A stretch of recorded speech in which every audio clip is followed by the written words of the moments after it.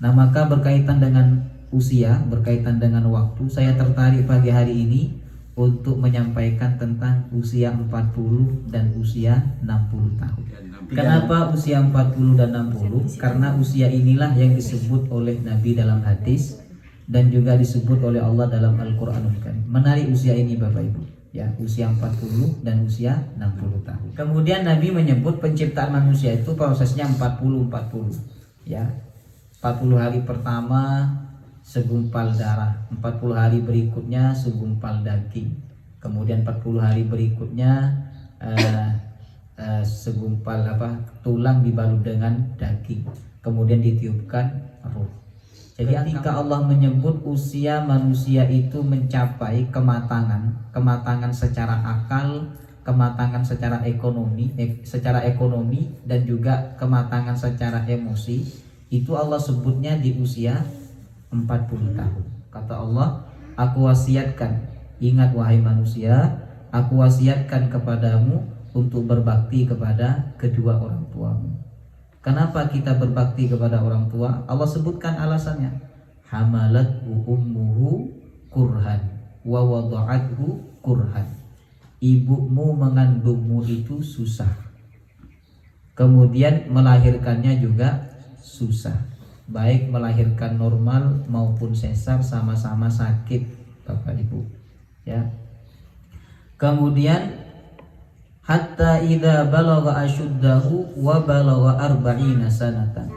Ketika anak itu sudah dewasa dan anak itu sudah mencapai usia 40 tahun, maka dia pun berdoa, kata Allah, Rabbi auzi'ni an ashkura ni'mataka allati an'amta alayya wa ala walidayya wa an a'mala salihan tardah wa aslih li fi dhurriyyati inni tubtu ilaika wa inni minal muslimin.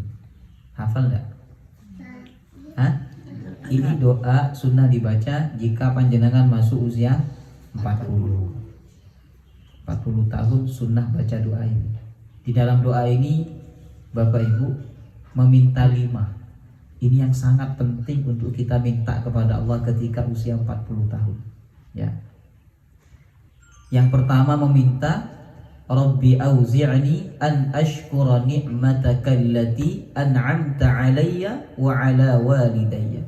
Ya Allah, anugerahkan kepadaku untuk selalu bersyukur kepadamu atas nikmat yang telah kau berikan kepadaku dan kepada kedua orang tuaku. Karena secara ekonomi biasanya usia 40 tahun itu Allah sempurnakan, ya, urusan dunianya Allah sempurnakan, urusan akhiratnya juga Allah sempurnakan. Sehingga ketika masuk usia 40 tahun, panjenengan meminta kepada Allah agar menjadi hamba yang selalu bersyukur. Kalau usia 40 tahun panjenengan bersyukur, insya Allah seterusnya akan bersyukur. Tapi kalau usia 40 tahun panjenengan masih tamak, tidak bersyukur kepada Allah, dikhawatirkan seterusnya panjenengan tidak akan bersyukur kepada Allah. Maka usia 40 tahun banyak baca doa ini. Kemudian yang kedua minta apa kepada Allah? Wa an a'mala salihan tardah.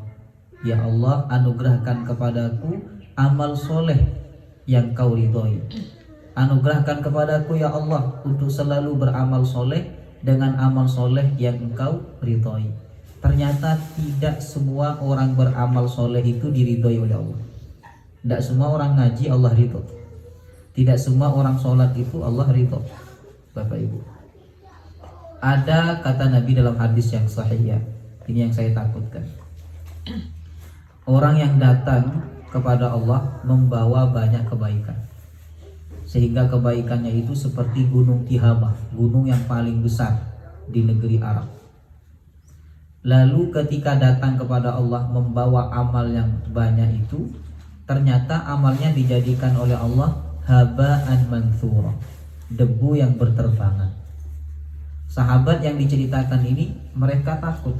Akhirnya mereka tanya ke Rasulullah, ya Rasulullah, tolong jelaskan kepada kami seperti apa mereka itu. Jelaskan kepada kami ciri-ciri mereka itu supaya kami tidak termasuk golongan mereka. Apa kata Nabi? Bapak Ibu, mereka itu bangun malam sebagaimana kalian bangun malam. Mereka itu puasa sebagaimana kalian puasa. Bahkan mereka itu satu kulit dengan kalian, maksudnya satu agama dengan kalian. Tapi ketika mereka dalam keadaan sendiri, tidak ada siapa-siapa di situ, ternyata mereka itu suka meremehkan perkara-perkara yang diharamkan oleh Allah. Suka meremehkan perkara-perkara yang diharamkan oleh Allah. Itulah sebabnya kenapa Allah membuat amalnya seperti debu yang berterbangan. Jadi tidak semua orang beramal soleh itu diridhoi oleh Allah. Makanya usia 40 tahun panjenengan harus banyak minta kepada Allah. Ya Allah, anugerahkan kepadaku untuk selalu beramal soleh, amal soleh yang Engkau ridhoi. Kalau di usia 40 tahun kita rajin beramal soleh, insya Allah seterusnya akan suka beramal soleh. Tapi kalau di usia 40 tahun masih tidak sholat, masih suka melakukan perbuatan maksiat, seterusnya pun akan juga demikian. Nauzubillah min dzalik. Kemudian yang ketiga yang diminta adalah keturunan yang soleh. Wa aslih li fi dzurriyyati, ya Allah perbaiki anak keturunanku. Nah, karena investasi orang tua yang paling berharga itu adalah anak. Ya, harta itu akan kita tinggal, rumah akan kita tinggal, dan rumah itu tidak bisa memberikan manfaat untuk kita kalau kita sudah meninggal. Ada yang selalu dapat memberikan manfaat kepada kita walaupun kita sudah meninggal, Bapak Ibu, yaitu anak yang soleh solehah. Kata Nabi, apabila manusia itu mati, semuanya terputus kecuali 3, sedekah jariah. Makanya panjenengan harus punya sedekah jariah. Nah, kalau panjenengan belum punya sedekah jariah, nah mulailah dari sekarang menabung supaya panjenengan nanti ketika sudah banyak uangnya sedekah jariah. Ya. Kemudian yang kedua, ilmun yuntafa'u bih, ilmu yang diambil manfaatnya oleh orang lain. Yang ketiga, anak soleh yang selalu mendoakan orang tua. Panjenengan jangan eman untuk mendidik anak panjenengan menjadi anak soleh. Bayar berapapun, asalkan anak panjenengan itu jadi anak soleh, kejar Bapak Ibu. Kalau panjenengan tidak eman beli rumah, beli tanah, beli mobil dan sebagainya, kenapa harus eman untuk mendidik anak supaya mereka menjadi orang baik? Sebab mereka lah yang akan melanjutkan sujud kita kepada Allah Subhanahu wa taala. Jadi usia 40 tahun minta kepada Allah keturunan yang soleh solehah. Kemudian usia 40 tahun inni tubatu ilaika, banyak bertaubat kepada Allah. Usia 40 tahun banyak taubat. Karena kalau di usia 40 tahun panjenengan insaf, panjenengan taubat, insya Allah seterusnya akan begitu. Tapi kalau di usia 40 tahun panjenengan masih suka keluyuran, masih suka main, masih suka bermaksiat, maka seterusnya dikhawatirkan pun demikian. Kemudian yang terakhir, bertekadlah kepada Allah untuk selalu menjadi orang yang tunduk kepada Allah Subhanahu wa ta'ala. Itulah doa yang sunnah kita ucapkan apabila kita masuk usia 40 tahun, Bapak-bapak, Ibu. Nah, sekarang masuk usia 60 tahun. Ya, artinya apa? Usia 60 tahun itu, Bapak Ibu, ya, usia di mana seseorang harus memperbanyak amal soleh. Ada beberapa hadis ya tentang usia 60 tahun. Ini saya bacakan ya untuk pelajaran kita bersama. Yang pertama, usia 60 tahun itu batas maksimal Allah memberikan pemakluman kepada hambanya. Artinya Allah tidak akan menerima alasan seorang hamba apabila usianya sudah 60 tahun. Kalau ada orang meninggal usia 35, usia 40, usia 50, lalu dia datang kepada Allah menyampaikan alasan, ya Allah maaf, hamba tidak banyak beribadah. Karena usia segitu ya Allah masih kuat untuk bekerja, sehingga ibadah pun berkurang. Ya, hamba hanya beribadah yang wajib-wajib ya Allah. Kata Allah, tidak apa-apa, saya maafkan. Tapi kalau usia 60 tahun menyampaikan alasan seperti itu, Bapak Ibu, tidak akan diterima oleh Allah. Panjenengan datang kepada Allah dan panjenengan wafat usia 60, 65, 70, datang kepada Allah, ya Allah mohon maaf, hamba tidak banyak ibadah. Kata Allah, tidak bisa. Aku sudah kasih usia panjang kepadamu. Kenapa kamu tidak gunakan untuk ibadah kepadaku, kata Allah SWT. Ya, usia 60 tahun. Panjenengan pengen nubuatan, alasannya diterima oleh Allah. Pengen enggak? Nah, syaratnya apa? Syaratnya harus mati sebelum usia 60 tahun. Itu syaratnya. Tapi Bapak Ibu, kalau usia 60 tahun panjenengan, ya kita semua banyak ibadah kepada Allah, bertakwa kepada Allah, beramal soleh, maka kita akan menjadi manusia yang paling baik. Kata Nabi, manusia yang paling baik itu yang panjang usianya, bagus amalnya. Panjang usia itu dimulai 60. Orang kalau sudah masuk 60 tahun itu terhitung usia panjang. Kalau di usia 60 tahun itu orang banyak beribadah kepada Allah, ya, maka Nabi mengatakan itu sebaik-baiknya manusia. Kalau ulama sekalipun, kalau dia wafat di usia 50 tahun dibandingkan dengan orang yang 60 tahun banyak amal solehnya, ya, bagus amal solehnya, maka lebih mulia yang wafat 60 tahun dibandingkan yang beramal soleh wafat di usia di bawah 60 tahun. Tapi orang yang dikasih usia panjang oleh Allah 60, 70, cuman amalnya yang buruk, maka Nabi mengatakan dia sejelek-jeleknya manusia. Nauzubillah. Ya. Dalam hadis dikatakan begini Bapak Ibu, ada 3 golongan di mana Allah itu tidak mau melihat wajahnya. Allah jijik melihat dia, tidak mau. Pada hari kiamat nanti, di dunia pun juga Allah tidak mau melihat wajahnya, apalagi di hari kiamat. Bayangkan kalau kita butuh kepada Allah pada hari kiamat nanti, semua manusia butuh kepada Allah, tapi ternyata Allah tidak mau melihat wajah kita.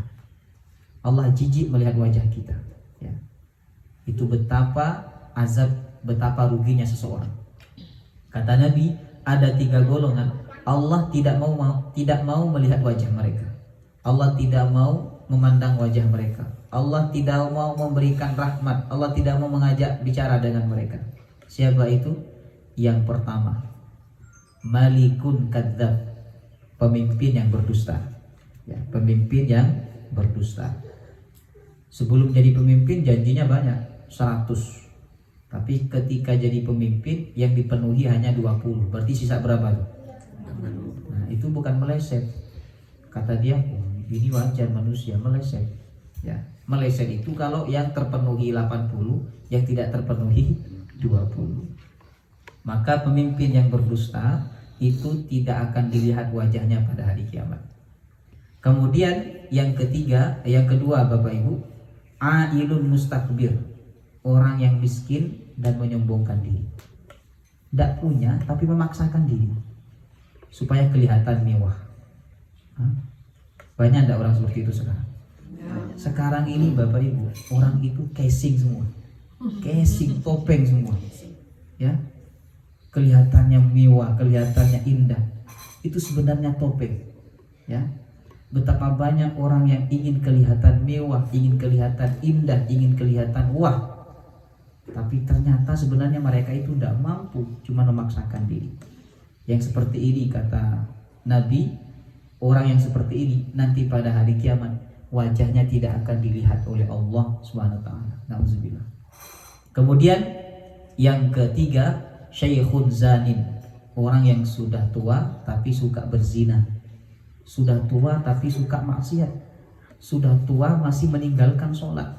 Itu kalau mati nanti pada hari kiamat Allah tidak akan melihat wajahnya. Nauzubillah. Maka usia 60 tahun Bapak-bapak, ibu-ibu, itu batas Allah memberikan pemakluman kepada hambanya.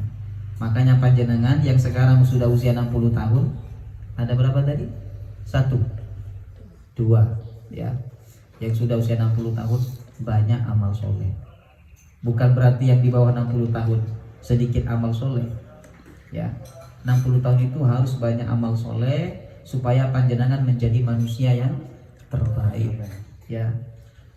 Kemudian yang kedua, Nabi menyebutkan usia 60 tahun itu usia inabah, di mana seseorang harus siap-siap kembali kepada Allah. Udah kemas-kemas. Ibu sudah kemas-kemas sama badan? Hah? Sudah kemas-kemas? Anjenengan? Hah? Sudah kemas-kemas. Harus siap-siap kembali kepada Allah. Harus siap-siap. Karena Nabi mengatakan, ini kalau kita ikut teori Nabi ya, teori Nabi. Ada yang sampai kepada teori ini, ada yang melebihi dari teori ini. Teorinya dalam hadis dikatakan, usia umatku itu kata Nabi antara 60 sampai 70. Manfaatkan waktu yang sebentar itu untuk banyak beribadah kepada Allah. Taubat, ya, taubat kepada Allah. Jadi Nabi mengatakan usia 60 tahun itu seseorang harus siap-siap, harus berkemas-kemas kembali kepada Allah Subhanahu wa taala. Apa persiapannya? Amal soleh, taubat kepada Allah Subhanahu wa taala. Nanti kita akan bahas amalan di usia 60 tahun. Ya. Ada seorang ulama namanya Fudail bin Iyad. Dia bertemu dengan seorang laki-laki yang sudah sepuh. Ditanya oleh Fudail bin Iyad, "Wahai fulan, berapa usia Anda?" Laki-laki itu menjawab, "Usiaku sudah 60 tahun." Kata Fudail bin Iyad, "Kamu sudah 60 tahun berjalan menuju Allah dan sebentar lagi kamu akan sampai." Jadi harus ingat bahwa usia 60 tahun itu seorang hamba harus siap-siap kembali kepada Allah.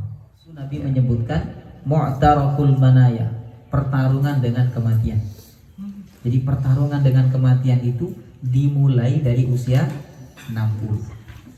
Nah, ingat mati itu perkara yang sangat bagus, Bapak Ibu. Karena dengan ingat mati kita akan sadar. Ya, kata Nabi, kalau orang itu ingin hidup tenang, cukuplah Allah sebagai sumber ketenangan. Kalau orang itu ingin hidup kaya, cukuplah qanaah, menerima apa yang diberikan oleh Allah dan bersyukur baginya.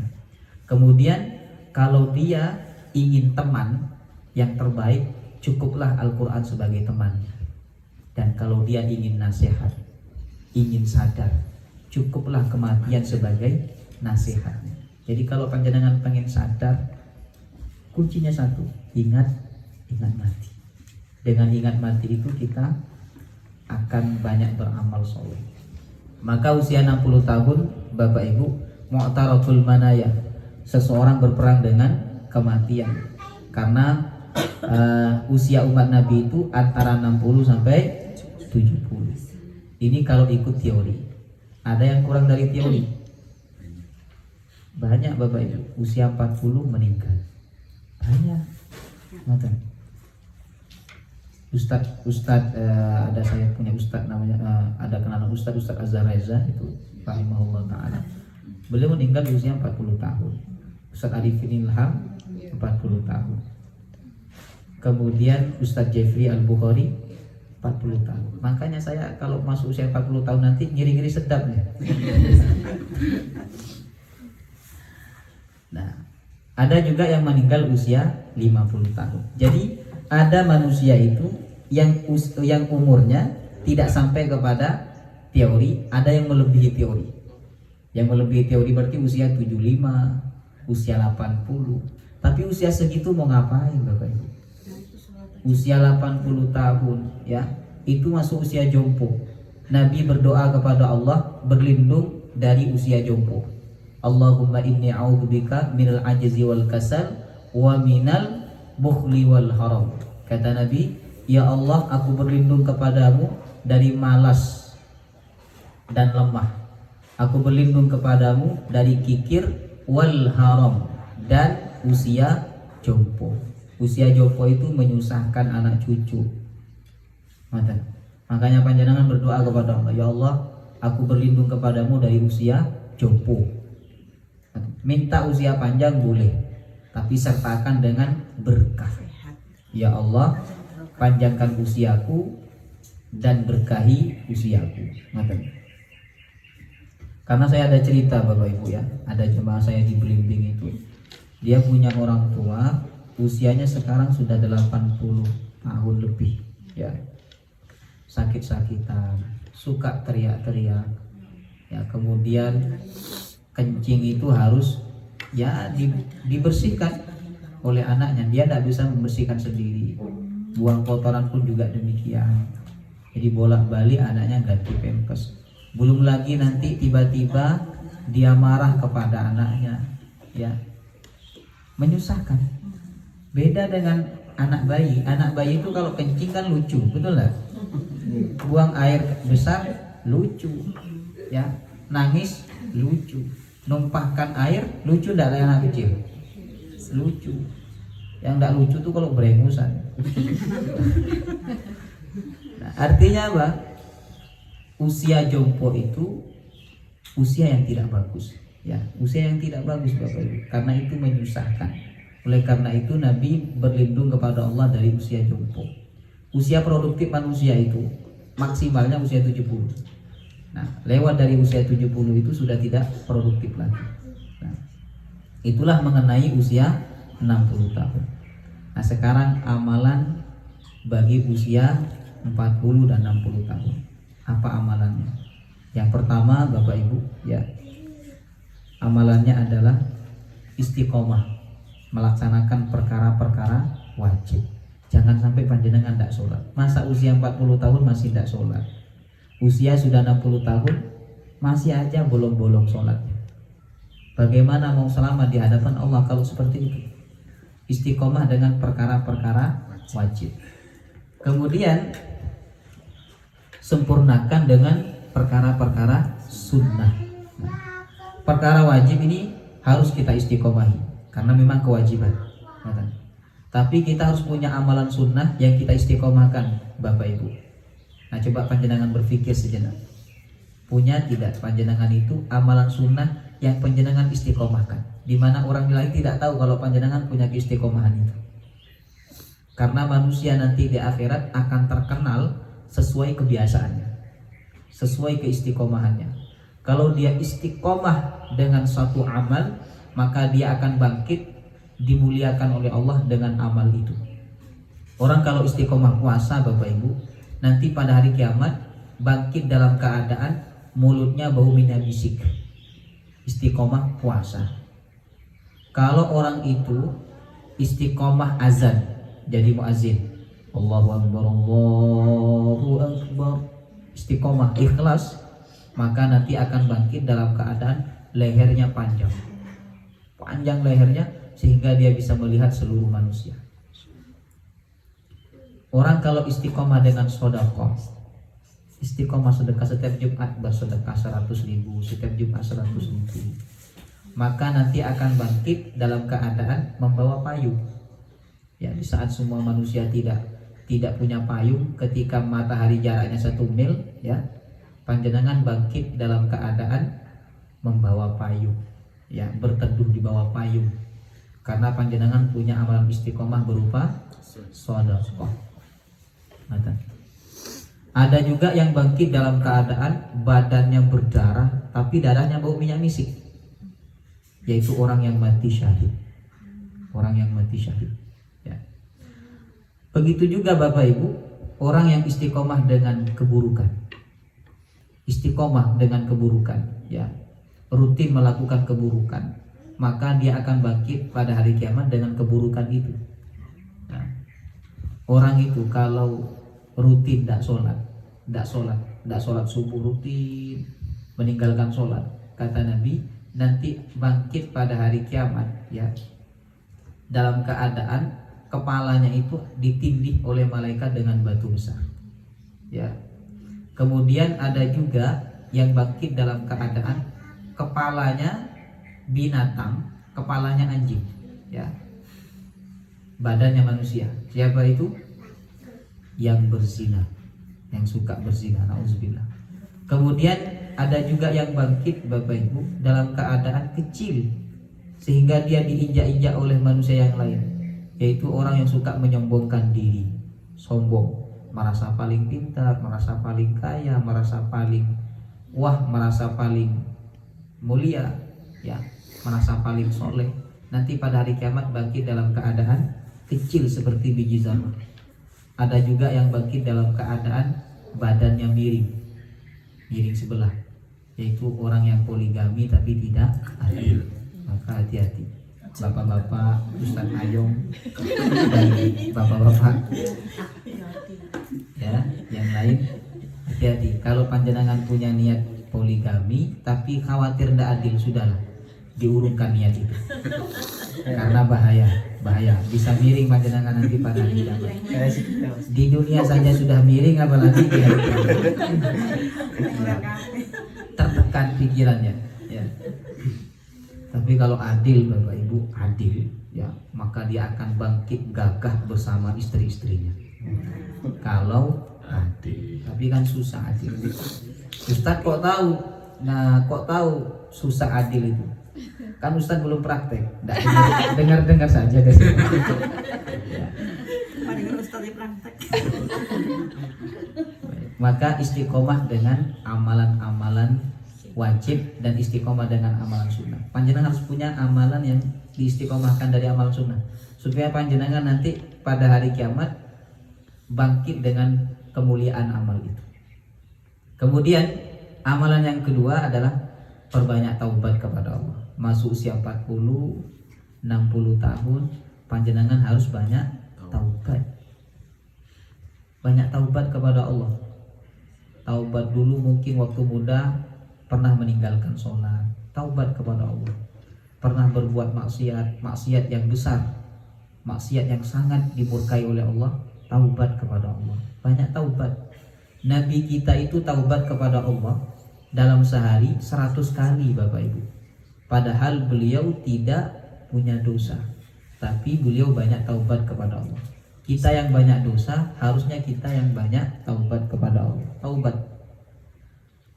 Nabi ketika masuk usia 60 tahun, beliau itu kalimat yang paling banyak dibaca adalah kalimat taubat. Nah, kalimat taubat.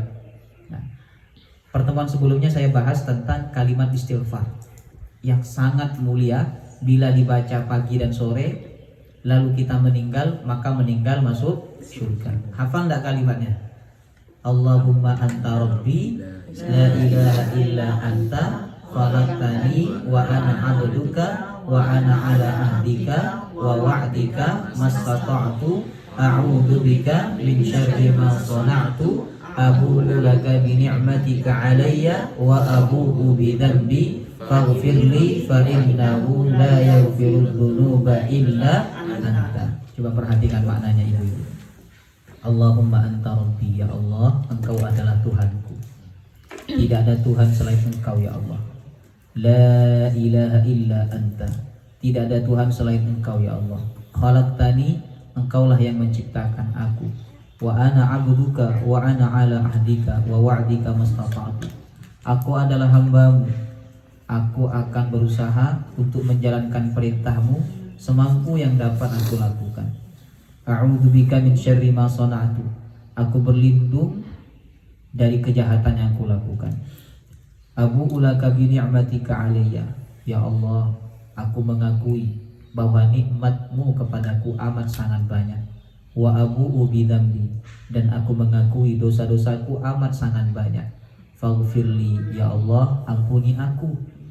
La yaghfiru dzunuba illa anta, tidak ada yang dapat mengampuni dosa kecuali engkau ya Allah. Ini pengakuan Bapak Ibu, mengaku salah. Dibaca pagi dan sore, sunnah. Dibaca pagi, kemudian siangnya meninggal, masuk surga. Kan kita tidak tahu usia kita ini berakhir kapan, kita tidak tahu. Bisa saja panjenengan ketika naik sepeda motor, naik mobil, lalu itu kondisi terakhir panjenengan. Atau bisa saja ketika panjenengan tidur di malam hari, tidak tahu kita. Nah, maka pagi hari, sore hari usahakan baca kalimat itu. Itu kalimat sayyidul istighfar. Kemudian yang ketiga Bapak Ibu, usia 40-60 tahun, mengisi waktu dengan tilawah Al-Quran. Ada waktu kosong, Al-Quran, Al-Quran, Al-Quran. Subhanallah Bapak Ibu, orang baca Quran itu satu hurufnya dikasih pahala 10. Bayangkan kalau panjenengan ada waktu kosong, banyak waktu kosong di usia 40 dan terutama usia 60 tahun, isilah waktu itu dengan Al-Quran. Jangan hanya diisi bermain bersama cucu, nonton TV, healing kata orang sekarang itu kan, kemudian jalan-jalan dan sebagainya. Itu perkara yang bagus, tapi ada yang lebih mulia lagi yang menguntungkan panjenengan di akhirat, yaitu Al-Qur'anul Karim. Isi dengan Al-Qur'an. Belajar Al-Qur'an Bapak Ibu. Mumpung masih hidup, mumpung masih kuat, masih bisa baca, masih bisa berucap dengan normal, belajar Al-Qur'anul Karim. Kemudian yang keempat adalah menghiasi diri dengan sedekah jariah. Saya tadi sampaikan bahwa kita ini harus punya sedekah jariah. Walaupun kita meninggal, tapi kita tetap dapat pahala. Sedekah jariah. Ada harta lebih, ya, panjenengan punya tabungan, ambil sebagian, sumbangkan ke masjid. Ambil sebagian, sumbangkan ke pesantren. Ambil sebagian, sumbangkan ke panti asuhan. Itu namanya sedekah jariah. Sedekah yang terus mengalir pahalanya. Itulah harta yang akan kita bawa sampai mati Bapak Ibu.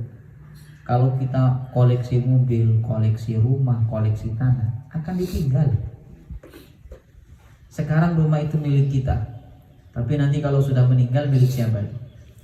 Milik anak. Nanti turun kepada cucunya, sama cucunya dijual ke orang lain. Ya. Jadi dalam hidup ini yang kita miliki sebenarnya apa yang kita buat untuk Allah. Itu yang kita miliki. Kata Nabi, wa ma akalta fa'afnaita. Apa yang kamu makan akan menjadi kotoran. Apa yang kamu pakai akan rusak. Wa ma tasaddaqta fa'abqaita. Tapi apa yang kamu sedekahkan itulah yang abadi.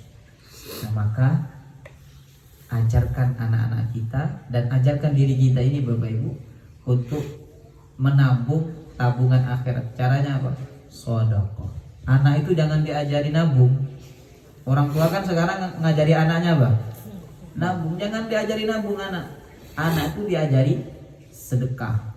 Karena anak kalau diajari nabung, dia akan tumbuh menjadi anak yang pelit, perhitungan, sehingga ketika dia nanti banyak uang, dia pun tidak bersedekah. Ya, ajari anak itu menabung.